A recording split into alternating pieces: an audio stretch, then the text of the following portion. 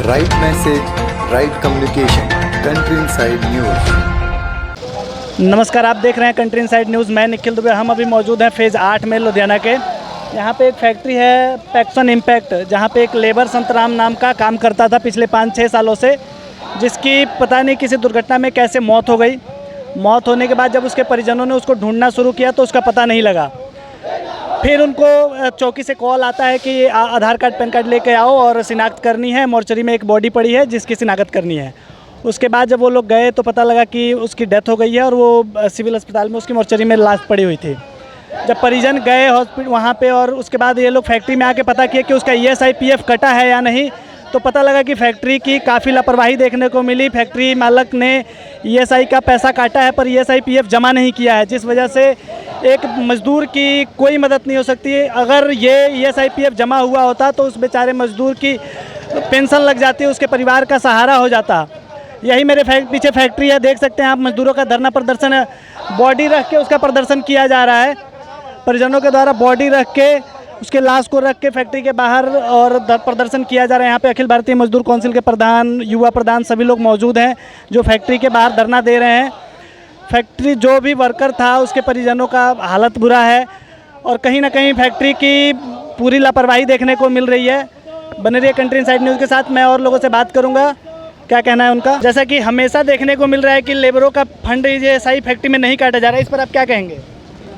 सबसे बड़ी दुखदाई घटना है ये बात बोलने में भी शर्म लगता है कि यहाँ का जो ESI डिपार्टमेंट है ये इतना भ्रष्ट हो चुका है, PF डिपार्टमेंट इतना भ्रष्ट हो चुका है कि लेबर का ESI PF नहीं काटने का सबसे बड़ा जिम्मेवारी डिपार्टमेंट का होती है।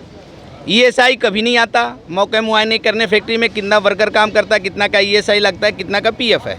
ये बड़ी गंभीर समस्या है। और जब किसी का सरकार आता है तो मजदूर के प्रति बहुत बड़ा पैकेज लेके आता है।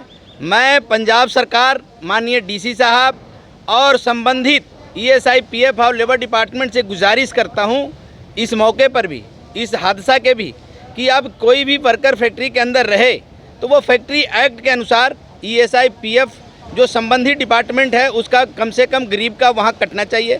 अब इस वर्कर का 5 साल से यहाँ काम करता है, ESI मालक काट लिया, PF काट लिया। आज पता लग रहा है, मरने के उपरांत पता लग रहा है, मैंने PF और ESI डिपार्टमेंट से पता किया, इसके संदर्भ में बोलता है ही नहीं इसका ESI PF। ये बहुत बड़ी एक ठगी है और वो ठगी है इंडस्ट्री जो मालक होते हैं। कई मालक तो अच्छे हैं और कई मालक इस तरह का एक गुमराह करके, मजदूरों का गुमराह करके उनका बनता ESI PF नहीं काटना, ये बहुत दुर्भाग्य की बात है। ऐसे कंपनी मालक के खिलाफ 420 का मुकदमा सख्त से सख्त दर्ज होना चाहिए और मुकदमा भी चलना चाहिए। इम्पैक्ट के मालिक पे आप लोगों की क्या कार्रवाई रहेगी? कार्रवाई ये रहेगी कि जो डिपार्टमेंट है वो कार्रवाई करेगी।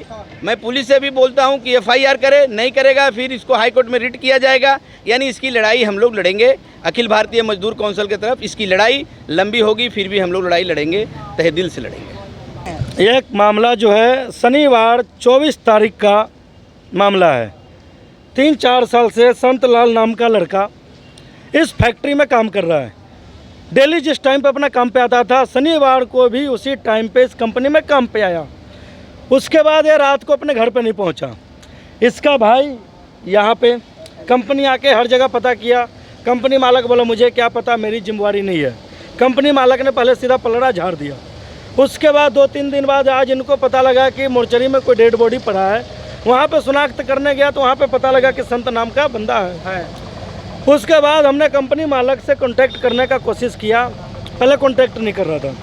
जब हमने डेड बॉडी लेके गेट पे आया तो कंपनी मालक ने सिरा मना कर दिया कि मेरे पास काम नहीं करता है। फिर उसका फोरमैन बोला कि नहीं, ये लड़का मेरे पास काम करता है, 1.5-2 साल से काम करता है। कंपनी मालक बोलता है नहीं, 5-6 महीना से काम करता है।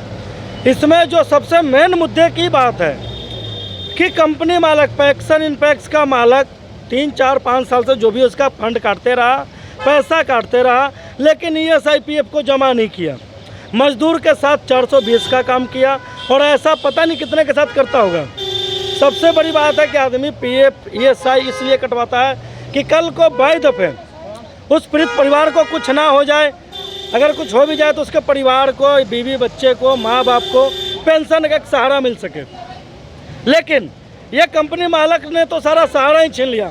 चलो भगवान ने तो उसका परिवार का सहारा छीना, लेकिन कंपनी मालक ने इसका जो भी बनता सहारा था, जो भी कुछ सरकार की तरफ से मिलने वाला था, सारा कुछ छीन लिया। ऐसे कंपनी मालक के ऊपर 420 का पर्चा होना चाहिए और इस तरह के जितने भी कंपनी हैं, कंपनी भी सील करना चाहिए। इनका पूरा टोटल डिटेल निकलवा के कितने वर्कर काम करते हैं, कितने का पीएफ का बोनस काट रहा है और नहीं काट रहा है तो क्यों नहीं काट रहा है, ऐसे बंदे के ऊपर 420 का पर्चा देना चाहिए। बाकी हमारे प्रधान चितरंजन जी आए हुए हैं, गयासुद्दीन जी आए हुए हैं, वो आपको बताएंगे। आपका नाम क्या है? भैया लोरिक दास। आपके भाई थे? हम भाई हैं। कैसे पता लगा आपको कि इनका डेथ हो गया है? पता लगा सर, हमने खोज रहे हैं तो शनिवार से खोजते खोजते फिर पता लगा, कोई बंदा फ़ोन किया कि यहाँ रविंदर जीवन नगर चौकी में आइए, आधार कार्ड फोटो लेकर के, तो वहाँ गए हम लोग कि ऐसा ऐसा बात हुआ। कैसे मौत हुआ है? मौत हुआ, ये क्या पता कैसे हुआ, कोई मार दिया, क्या पता कंपनी अब वो तो फोरमैन मार दिया, वो तो पता नहीं है सर कि, लेकिन टंडारी में वहाँ बोल रहा, सिविल में गया था कि टंडारी में एक्सीडेंट हुआ है, वहाँ से यहाँ आया है ट्रेन से तो। हाँ सर।